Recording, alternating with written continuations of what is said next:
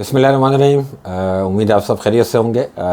एक दो सवाल लोग बार बार मुझसे पूछ रहे हैं और वीकेंड पे व्हाट्सएप ग्रुप के ऊपर भी ऑलरेडी डिस्कशन हो चुकी है, लेकिन वहाँ पे ऑडियोज़ पे होती है, वो ऑन रिकॉर्ड नहीं होती बात कि ये जो 286-287 रुपये का डॉलर है ये कहाँ तक नीचे लगता है।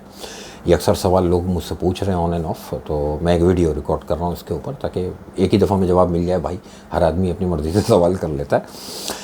देखिए, ये जो डॉलर रुपी पैरिटी जो आजकल जिस पोजीशन में है, हमने जो है वो 307 रुपये का इंटरबैंक देखा और अब 287 और 86 रुपये का हम इस वक्त जो है वो इंटरबैंक का रेट देख रहे हैं।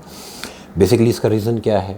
दुनिया को पता है कि हमारे यहाँ अगेंस्ट जो है वो हवाला हुंडी और स्मगलिंग के ख़िलाफ़ जो है क्रैकडाउन हमारी सिक्योरिटी एजेंसीज़ की तरफ से है, और समझ लें कि इस क्रैकडाउन की वजह से बेसिकली हम ये डिक्लाइन देख रहे हैं। देखें, आपके मुल्क के अंदर जो भी पीछे पॉलिटिकल जो अनरेस्ट रहा उसकी वजह से लोगों के अंदर एक इनसिक्योरिटी थी, और उस इनसिक्योरिटी की वजह से लोगों ने अपना पैसा बचाने के लिए, अपने पैसे को डिवैल्यू होने से बचाने के लिए ख़ुद को शिफ्ट किया डॉलर की तरफ, और जिनको डॉलर नहीं मिले उन्होंने सोने में अपने आप को गोल्ड की तरफ शिफ्ट किया। अच्छा, अब इस क्रैकडाउन के बाद अभी तक जो भी डिक्लाइन हम देख रहे हैं बेसिकली ये इस क्रैकडाउन की वजह से है। और ये क्रैकडाउन कब तक चलेगा, किस हद तक ये जो है वो इसको ताकतवर रखेंगे और कब जाके ये चीज़ें सेटल डाउन होंगी, ये इसको कोई एक फिक्स कोई रेट प्रिडिक्ट नहीं किया जा सकता। क्योंकि जब आप इस बात को प्रिडिक्ट नहीं कर सकते कि कितना डॉलर इस वक्त जो है वो सर्कुलेशन में है पाकिस्तान के अंदर, जो अनडॉक्यूमेंटेड है, जो कि कैश की सूरत में है, तो जब आप इसको नहीं कैलकुलेट कर सकते तो अभी आप डॉलर रुपी पैरिटी को भी कैलकुलेट नहीं कर पाएंगे। इसमें कोई भी ऐसी चीज़ प्रिडिक्ट करना कि किसी एक ख़ास रेट को टारगेट किया जाए कि ये रेट आ सकता है, मेरे हिसाब से ये एक बचकाना बात है। अब देखते हैं कि कहाँ तक ये मामला जाता है और इसके अगेंस्ट ये जो डॉलराइजेशन के अगेंस्ट जो क्रैकडाउन है ये किस हद तक पावरफुल रहेगा। तो उस हिसाब से अभी आने वाले दिनों में मुझे तो मैं कॉन्फिडेंट हूँ कि अभी हम और नीचे के रेट्स देखेंगे, लेकिन कितने प्राइस कोट नहीं करनी चाहिए क्योंकि ये अनडॉक्यूमेंटेड मामला है। अच्छा, प्रॉब्लम ये है कि आप कि एक ख़ास हद तक तो आप उसमें डिक्लाइन देखेंगे कि जो कि स्पेकुलेटिव जो मामला था वो जब कंट्रोल में आया है तो उस हिसाब से एक ख़ास हद तक तो डॉलर नीचे चला जाएगा। लेकिन आपकी जो रुपी डेप्रिसिएशन है पिछले साल, 2 साल, 2.5 साल की या 3 साल की, वो बेसिकली सिर्फ इस वजह से तो नहीं है कि आपके यहाँ जो है वो स्पेकुलेट हो रहा था और आपके यहाँ सिर्फ जो है वो स्मगलिंग हो रही थी। बेसिकली आपके मैक्रो इंडिकेटर्स वीक हुए हैं। क्या हमने पिछले 1.5 साल, 2 साल, 2.5 साल में क्या हमने मैक्रोस को ठीक करने के लिए गवर्नमेंट्स की तरफ से, मुख्तलिफ गवर्नमेंट्स आई और इनकी तरफ से हमने कोई स्टेप्स देखे? तो नहीं देखे अब तक। अच्छा, फिर केयर टेकर से बहुत उम्मीद थी कि ये, और उम्मीद है कि अभी भी इनके पास टाइम है कि ये कुछ बोल्ड स्टेप्स ले सकते हैं जिसकी वजह से हमारी ओवरऑल इकोनॉमी पे एक पॉजिटिव इम्पैक्ट आए। लेकिन जब तक वो इम्पैक्ट नहीं आएगा तब तक आप इस बात से तो बिल्कुल बेफिक्र रहें कि ये चीज़ एक ख़ास हद तक जाके, लेकिन वहाँ पे जाके ये रुक जाएगी। ये चीज़ ज़्यादा नीचे मैं नहीं प्रिडिक्ट कर सकता इस बात को कि मैं कोई इस वक्त कहूँ कि 250 रुपये का डॉलर अभी हो जाएगा, मुझे नहीं लगता। मुझे लगता है कि बहुत भी तीर मारा डॉलर ने तो 275, 70, 65 इस क्रैकडाउन की वजह से। लेकिन जब तक आप अपने स्टेट बैंक के रिज़र्व को बिल्ड करने के लिए स्टेप्स नहीं लेंगे, जब तक आप अपने पास इन्फ्लोस का इंतज़ाम नहीं करेंगे, जब तक आप अपने स्ट्रक्चरल रिफॉर्म्स की तरफ नहीं जाएंगे, तब तक ये चीज़ें स्ट्रॉन्ग फुटिंग पे नहीं हैं। तब तक आपका एक बिजनेसमैन जो है वो डाउट्स में ही रहेगा। तो मेरे हिसाब से आपको इस वक्त नज़र इस बात पे रखनी चाहिए कि इस क्रैकडाउन के साथ हम क्या ऐसे स्टेप्स ले रहे हैं कि जिसकी वजह से मेरे फॉरेक्स रिजर्व्स भी बिल्डअप हों। देखिए, इस क्रैकडाउन से फॉरेक्स रिजर्व बिल्डअप नहीं होंगे, स्पेकुलेशन ख़त्म होगी। स्पेकुलेशन ख़त्म होकर एक ख़ास लेवल पे जाके चीज़ें रुक जाएंगी, क्योंकि ज़ाहिर सी बात है कि पाकिस्तान का बिज़नेस तो चल रहा है, आपके यहाँ एलसीज़ खुल रही हैं, आपके यहाँ इंपोर्ट एक्सपोर्ट चल रही है, तो एक ख़ास हद तक तो आप इसको देखेंगे। लेकिन जब तक स्टेट बैंक के रिज़र्व को बिल्ड करने के लिए कोई स्टेप सामने नहीं आएंगे तब तक को ये चीज़ें मेरे हिसाब से ज़्यादा नीचे नहीं एक्सपेक्ट करनी चाहिए। हाँ, 10-15 रुपए की जगह इस क्रैकडाउन की वजह से अभी और बन सकती है इसमें।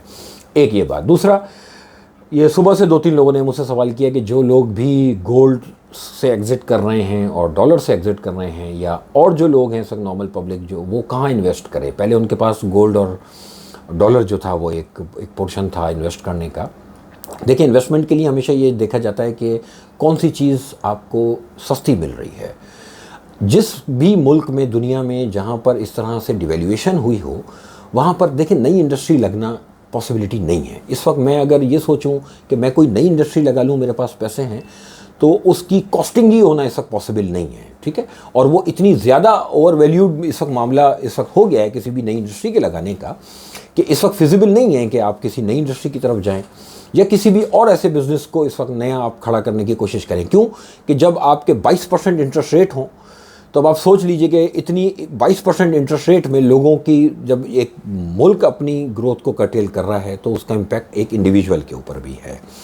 तो मैं नहीं समझता कि इस वक्त स्टॉक मार्केट के अलावा, क्योंकि देखिए stock market easy entry easy exit वाला एक मामला होता है, और एक ऐसी जगह है कि जहाँ पर चलती हुई इंडस्ट्रीज़ आपको अवेलेबल हैं और आप उसमें अपनी शेयर होल्डिंग कर सकते हैं। देखिए, स्टॉक मार्केट में इन्वेस्ट करने की जो बेसिक, जो पीछे जो लॉजिक होती है, वो बेसिकली पार्टनरशिपिंग है। आप शेयर होल्डर होके किसी भी कंपनी की एक पार्टनरशिपिंग में चले जाते हैं, और उस कंपनी के तमाम डिटेल्स आपको, उस कंपनी के तमाम फाइनेंशियल्स, उनके फ्यूचर प्लान्स आपको स्टॉक मार्केट के थ्रू आपको वो अपडेट्स मिल रही होती हैं कि वो कंपनी क्या कर रही है और वो उसके फाइनेंशियल्स क्या कह रहे हैं और आने वाला फ्यूचर उस कंपनी के लिए कैसा है। आज के करंट फंडामेंटल्स में जो सेक्टर्स बेनिफिशियरी हो सकते हैं गवर्नमेंट पॉलिसीज़ को सामने रखते हुए, क्योंकि देखिए सबको पता है कि गवर्नमेंट ने या गवर्नमेंट लेवल पे बहुत सी चीज़ें डिस्कस हो रही हैं कि हम अपनी एक्सपोर्ट्स को बढ़ाने के लिए क्या कर सकते हैं। अब एक्सपोर्ट्स में जो सेक्टर एक्सपोर्ट ओरिएंटेड हैं, अब उसमें हमारे यहाँ पाकिस्तान में हमेशा से एक टेक्सटाइल का सेक्टर रहा।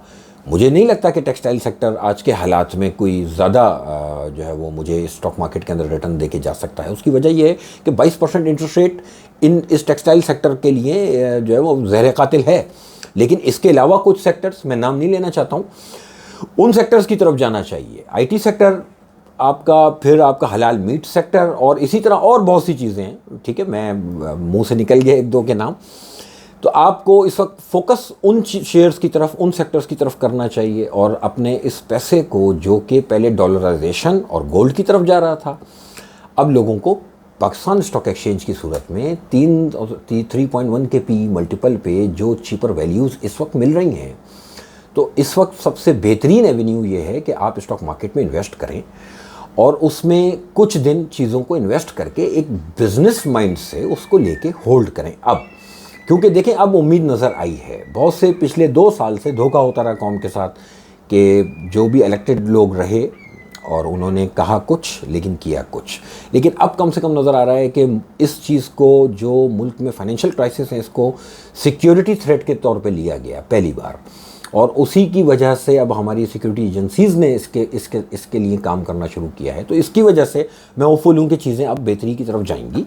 स्टॉक मार्केट की वैल्यूएशंस उस ही पैनिक की वजह से, उसी सियासत की वजह से जिसने मुल्क को और भी जगहों पे नुकसान पहुंचाया, तो स्टॉक मार्केट में भी वैल्यूएशंस जो है वो बहुत ज़्यादा ख़राब हुई। मेरे हिसाब से अब ये चीज़ें बेहतरी की तरफ जाएंगी और स्टॉक मार्केट में ये पैसा डेफिनेटली अब आएगा। जो पैसा डॉलर से निकल रहा है, गोल्ड से निकल रहा है, उसके पास अब दूसरा ऑप्शन कोई नहीं है सिवाय इसके कि वो स्टॉक मार्केट की तरफ आए, जिसमें डिविडेंड यील्ड के साथ साथ कैपिटल गेन को फोकस करें। देखें, एक बात बता दूँ कि बहुत आसान है। मैं आपको एक और चीज़ आज थोड़ी सी तल्ख है कि जिसको कुछ भी नहीं पल्ले पड़ रही होती ना, वो जान छुड़ाने के लिए ये कह देता है डिविडेंड यील्ड वाले आइटम ले लो।